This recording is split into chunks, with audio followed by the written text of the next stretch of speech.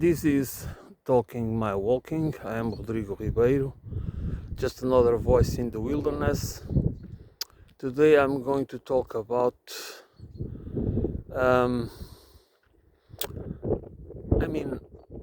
it's power and power and power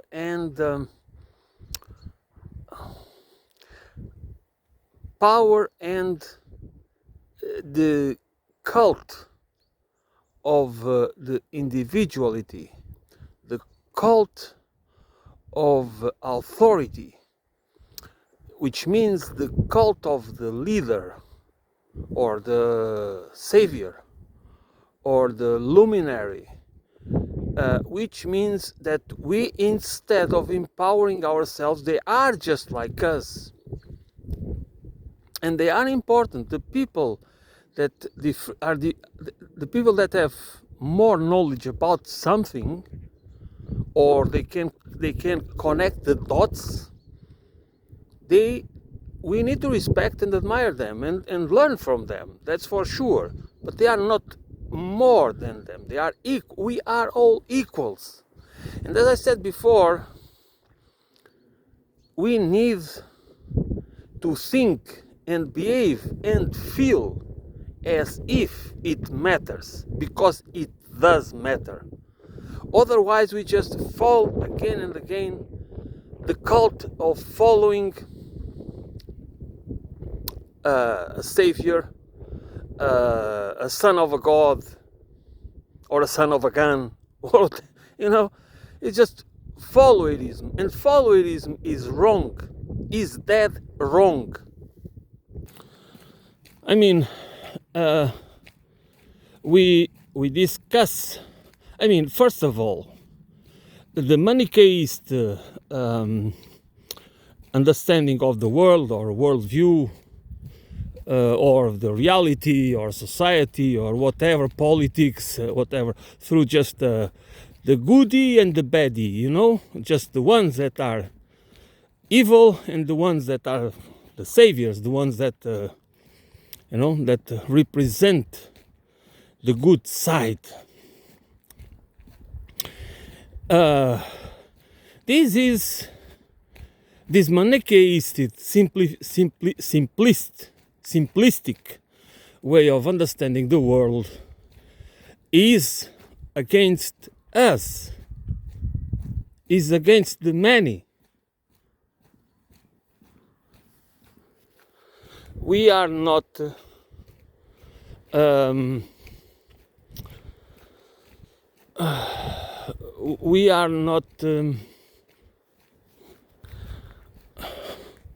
we have a huge, by we I mean the many, the people, the workers, the working poor, all those people that are just if they stop working, they cannot feed themselves or cannot keep a roof over their heads, and all the rest. So the people that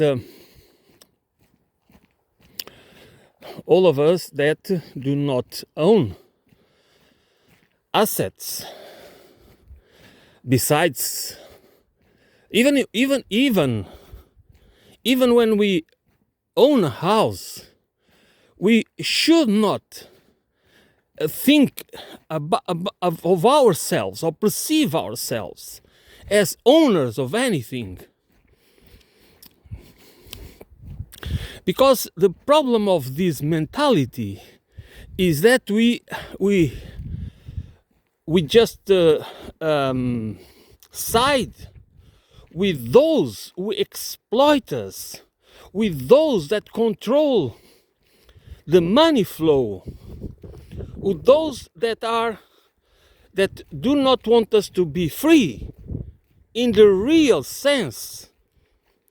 Because if you are always worried, if most of us that are worried about things such as what am I going to do if I get sick, or like in America, for example, or if I lose my job, I will lose the ability to provide for my family. Or if I miss a payment, I will be punished. If I miss a credit card payment, I will be punished. And if I miss all these problems, that health problems that people are worried about because they do not live in the society. They live, exactly, that is true. We don't have a society. We have a system of, really, Thatcher was right. And that's how we need to perceive it. That Thatcher was right, that there is no such thing as society, because we don't really live in a society. We live in units, families, and individuals, and corporations, and organizations and institutions. But these, they are organized in a way to serve power, to serve the powerful, to serve the ones that already have enormous advantage from the rest of us. There is no such thing as a level playing field. I mean, this is, this is so easy to understand, and at the same time, because of our individuality, because of us being every single one of us has a life experience, and this is a process. This is a living process that is acquiring knowledge and experience, and that's why it's so difficult because of so many differences that come from culture. So many different social experience, family experience, how we process, not only how we process cognitively, but because we process knowledge and experience cognitive effectively, there is a qualitative is an experience is as always a emotional or affective qualitative, with an emotional state attached to it, because we are living beings, and we learn the patterns. To understand patterns, we need the emotions as qualifiers, and we need to understand it like that. So it's very easy that those in power, they have. It is incredible. That's and the only way, because we have these divisions also that are. I often give the example, the generational example, which means, for example, like a generation grows in a certain, because capitalism is always changing, okay?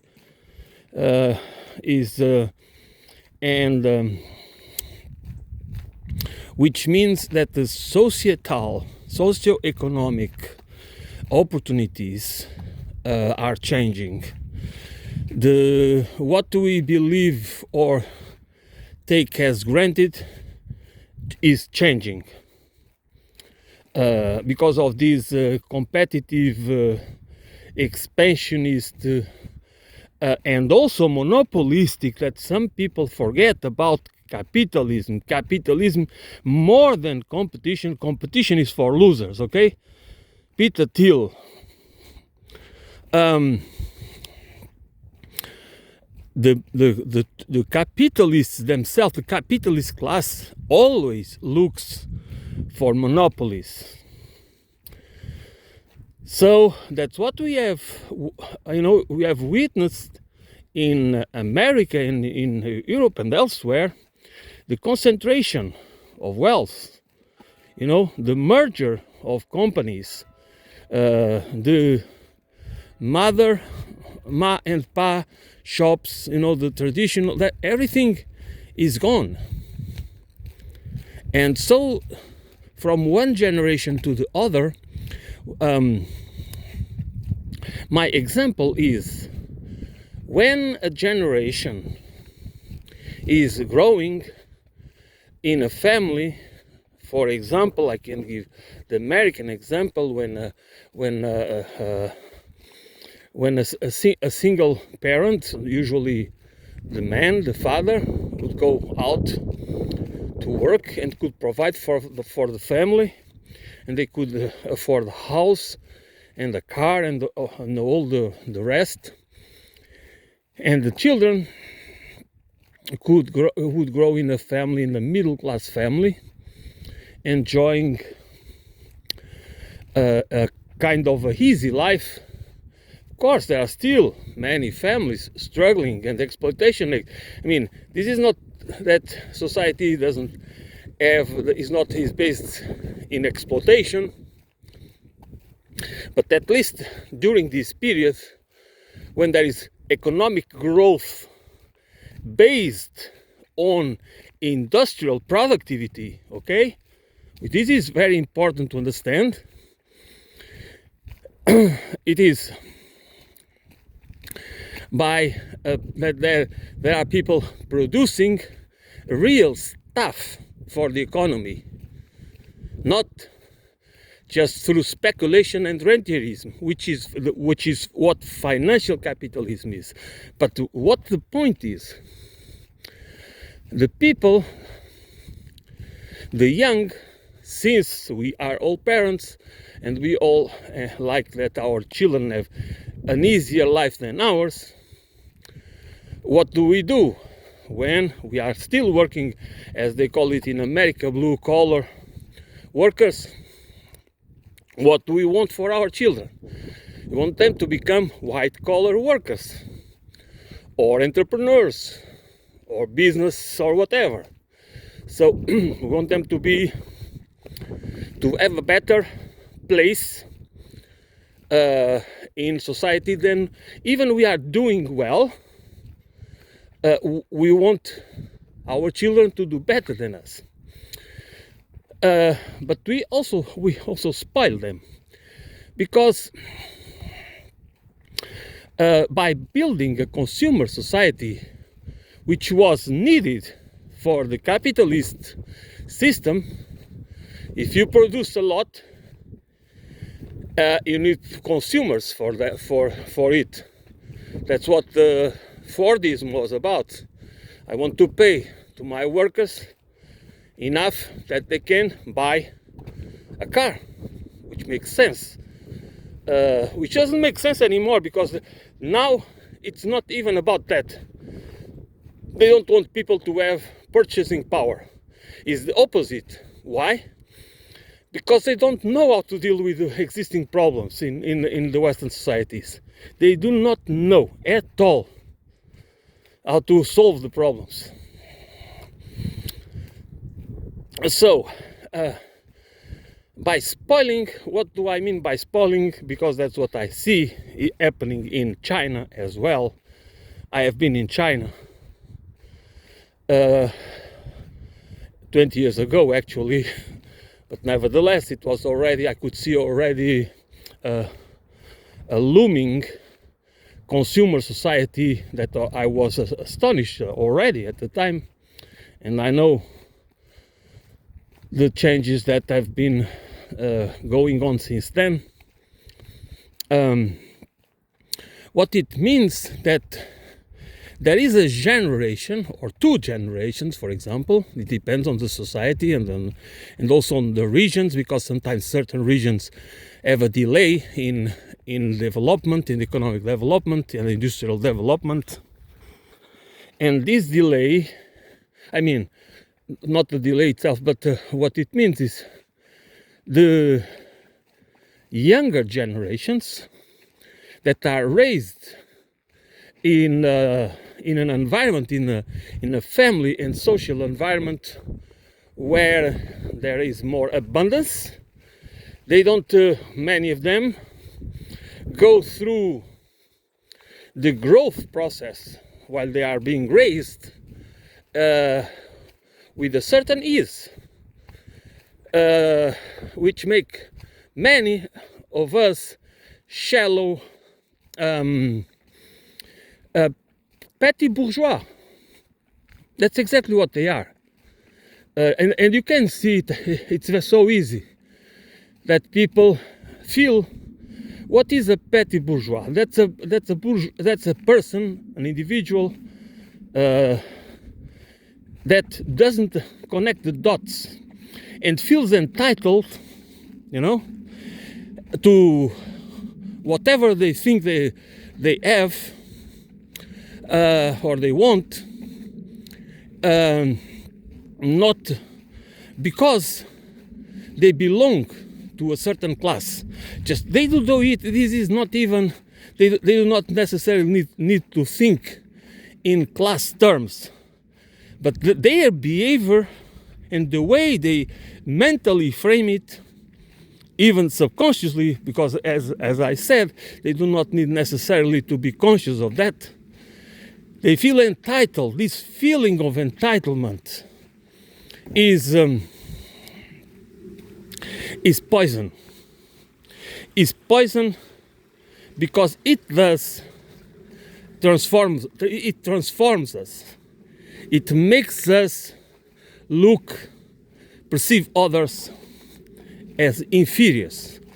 If I feel entitled to certain things, or to go to certain places, or enjoy whatever, and I do not think that others, for example, if I can enjoy, if my parents can buy me the top brands, clothes or shoes or mobile phones or whatever, and I have friends or acquaintances or colleagues at school or wherever that they do not have them because their parents or themselves, they don't have the money to buy them. And are they inferior? Of course they are not inferior. There is nothing about them. They might be smarter than you.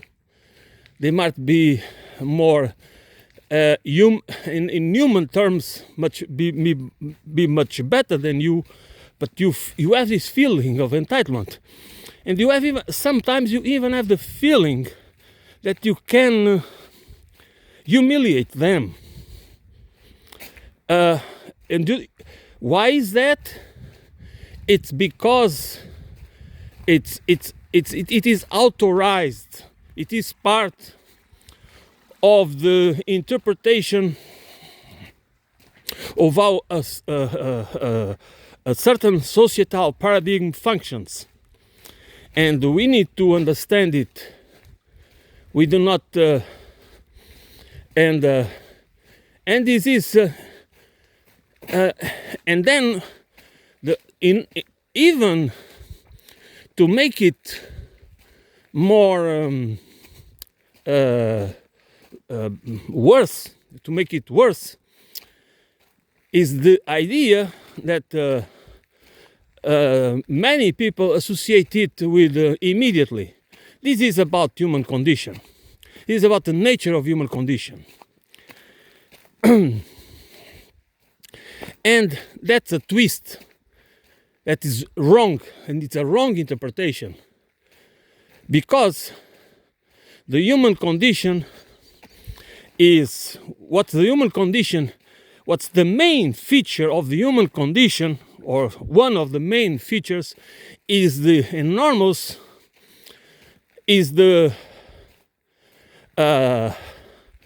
capacity for adaptation. And that capacity for adaptation, that's what makes us very vulnerable. It is a feature that, in terms of our ability to survive in extreme and diverse environments.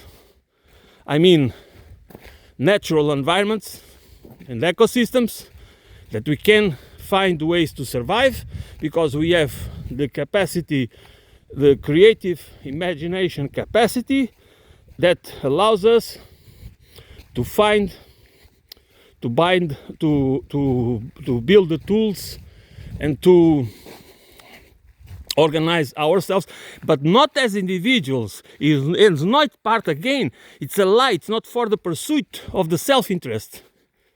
It is the survival. It's not the survival of the fittest, or which means the survival of the meanest. It is the survival of the community. That's how humanity evolved. So that's lies, layers of lies, soft lies or hard lies that make us believe that there is nothing we can do to change human condition. We don't need to change human condition. What we need to do is to understand why do we behave the way we behave without distorting, with a frame of mind that allows us to truly understand that humans are this ability, this capacity for adaptation is what makes us, and because we are social beings, socio-cultural beings, we can be easily instrumentalized, and we believe, you still believe, that everything it's about that's another layer of deception, that's everything is about our own choice. We choose to think what we think. There is nothing, there is no society, there is no influence, there is nothing. It's just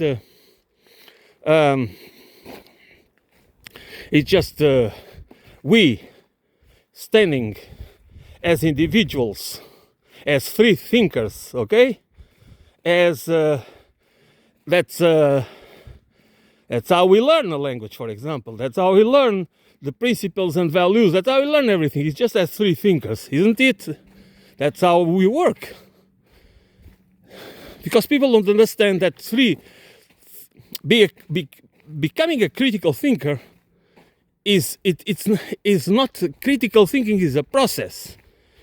You don't become a critical thinker, okay? What you become, what we can become is experts, not experts, but experienced people in critical thinking. If we develop the skills that are natural on us, that are innate. So these these thoughts, this is so important to me, because I cannot see, honestly, I cannot foresee how we can solve any problem without, as Einstein understood it, we cannot solve the problems with the same level, through the same level of thinking that created them. I mean, either we understand it or not, because we need to see through lenses. If we always see through the same lenses, I mean, you always perceive the reality in a similar way, or we want to use the same tools. You can see it in economics. Okay? You can see it in economics. They sell lies and deceptions, and they try to tell us that they only have these tools to use. Okay? They only have, if the inflation goes up, they have to make the the interest rates higher in order to control inflation and all this. I mean, and the other, how this is not for now. Well, now I go back. I go back that we build a generation grows, is raised up in an environment that makes them perceive reality in a total different way than their parents. Okay, and this means that through one or two generations, while the economy of the country is growing and developing, the generations is becoming more accustomed, more feeling more entitled, and becoming more superficial, shallow culture, consumer culture, and this is a triumph for imperialism. And this is why it's so difficult to create a culture, to create a culture of liberation, a conscious, transformative culture of liberation from the imperialist mindset, from a civilization, because all the civilizations that have been that we talk about, okay, that we mention all the time, that we give quotes, that we learn also, I mean, you know, how extraordinary the Romans and this and that, the Greeks and all these things that are so extraordinary. They are not extraordinary.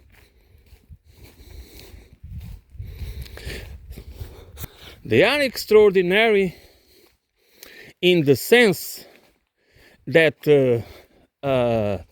that through the specialization and through the class caste system, hierarchical system, and the control of land and peoples and narratives, which means the control of minds, the civilization could afford to allocate resources to people with skills, you know, people with specific types of intelligence and skills that could afford civilization to build, to develop architecture and mathematics and philosophy and arts and music and, you know, all the engineering and all the rest. This is nothing more about civilization than that.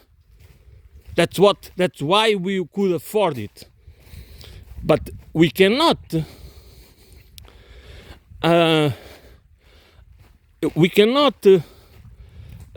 dissociate it from what we have been doing in the name of it. Or in another way, could we or can we, because we cannot erase the past, but we can learn from it. So it's not about erasing the past. It's about understanding the past and moving forward to build a civilization, which I call it ecological, holistic civilization, that stops, that shift from the imperialist paradigm that is still the default paradigm that is followed everywhere. Forget about any kind of regime, even socialist regimes, because there is still underneath it the cult of personalities. As I said, that's a problem. Which means the idolatry of the chief, of the leader, of the savior, of the authority, academic authority, religious authority, you know, whatever kind of authority. You have this priesthood of experts to tell us and sometimes they are totally wrong, or they are not wrong they are partially wrong, but they are weaponizing and instrumentalizing people, tribalizing people, because they have other agendas. Because it's not about spreading the truth. It's about harnessing trust through perception manipulation. And the most powerful empire that has ever existed is the American Empire, or the Anglo-American Empire, the continuation of the British Empire. We can say that, or just it's just, it is what it is. It was kind of the transference of power or control from, or the consolidation of power, of the use of the institutions already. I mean, it is, we can just think about it in whatever version we want. But this entity, was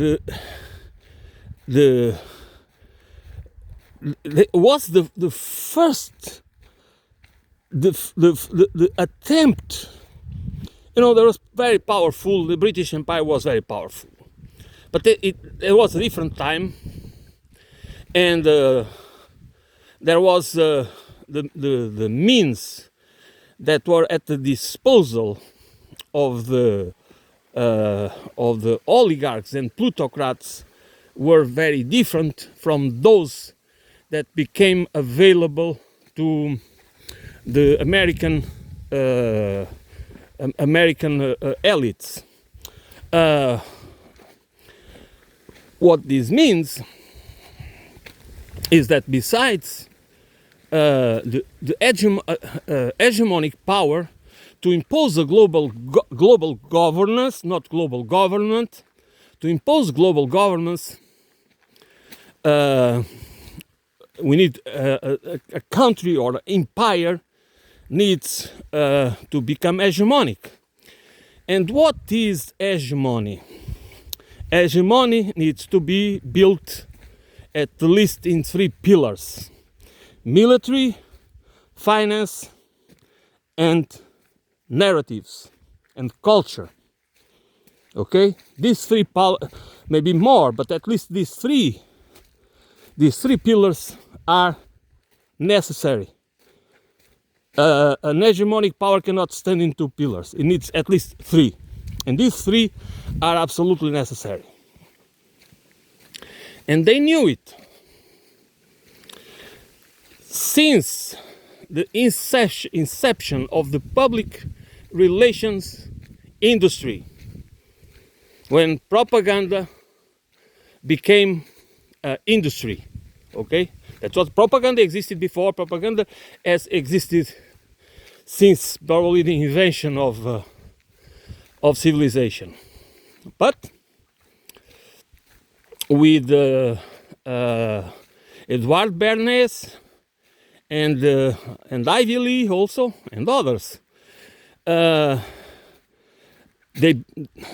this science, this kind of scientific method of using propaganda for perception manipulation to manufacture consent became an industry, and an industry for hegemonic imperialism. So this was, to me, these 3 pillars that have been these 3 pillars, finance, economic and finance, but finance and military, but the cultural imperialism. And this cultural imperialism is, in my opinion, the one that has is still being imposed in the world, and it is part of every society. That's what I think about this every day, because it's so important to understand. If you go to China or to any other country, even lesser developed countries, you can perceive the path, you can see the patterns, identify the patterns of the cultural imperialism of the Western, of the American cultural imperialism. It is an ideology. Consumerism is not just about consuming, making you it's about commodifying everything. It's about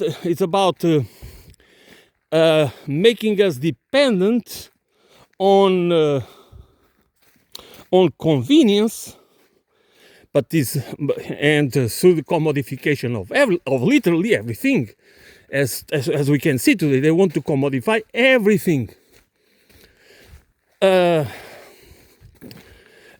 It's an ideology that it has been spread through cultural imperialism, through the culture, through the infotainment industry, okay, and it has been successful in poisoning, not poisoning, but I prefer the word colonizing, basically the world cultural environment, the global cultural environment, socio-cultural environment.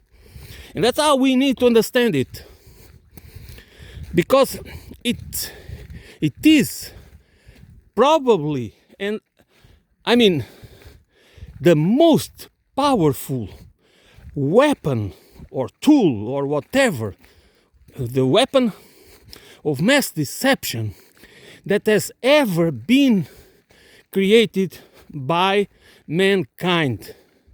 And their power still resides on it. And because it is so pervasive, it is so omnipresent and omnipotent. I would not call it omniscient, but maybe it is also. That for many of us, why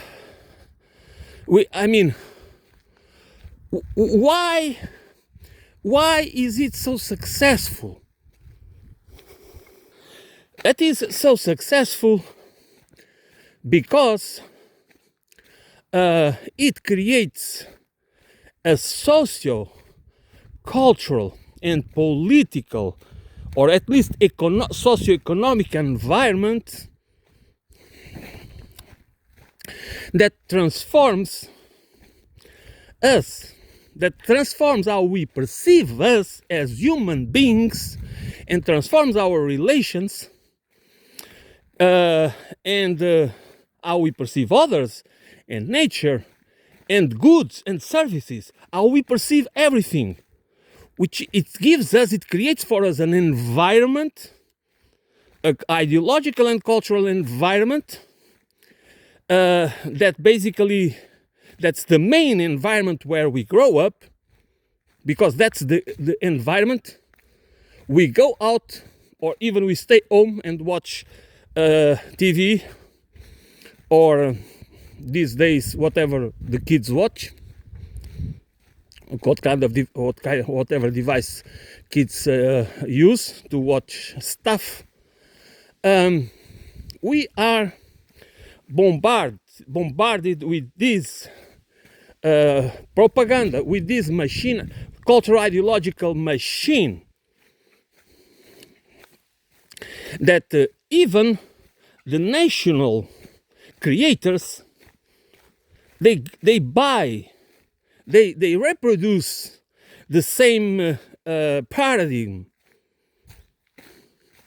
And by the way, the ones that understand it and try and just do not play along, which means they try to create different environments, ideological, cultural environments to spread, to make people, even children, to understand reality in a different way. They don't have a chance. You know, that's how it works. So this is also a form of political repression, political and ideological and cultural repression and economic repression, to not allow decent voices and perspectives to stand a chance. This is not conspiracy theories. This is how the reality works. And that's why the cultural imperialism, it is the weapon, it is, for me, in my opinion, the most powerful weapon that is that makes us comply with the civilizational imperialist paradigm, and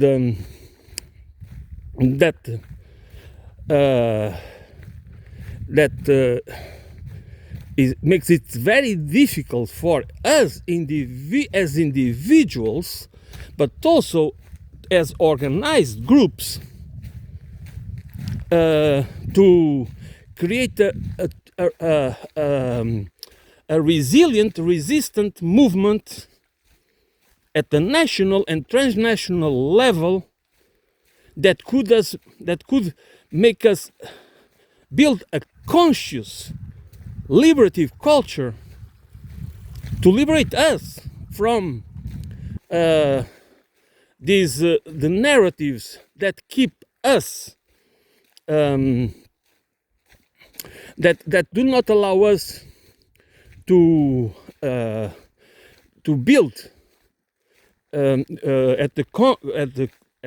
the subconscious level narratives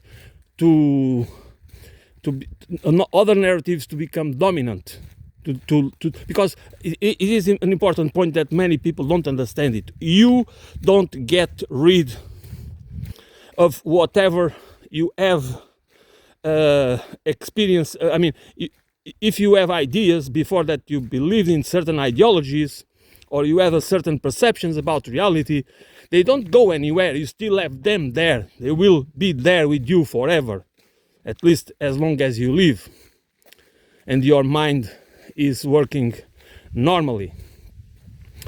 Your cognitive functions become functional, are still functional. The point is that we need to for conscious transformation, a process of cultural liberation is a process of conscious transformation that we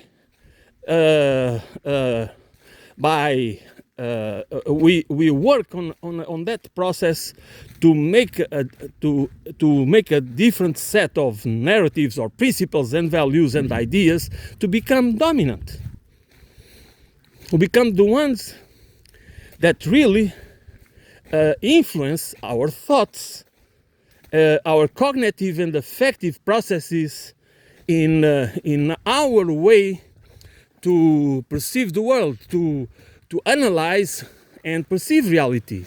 And this is where truth, justice, and trust are very important for us as anchors to perceive reality, not following leaders or saviors or luminaries or whatever. No, much less celebrities and influencers and all the rest.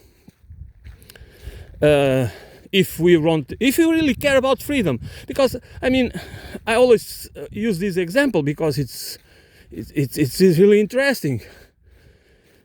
How do we believe we become free? How can we be free if our minds are controlled by thoughts and ideas and values and narratives that have been designed for social control?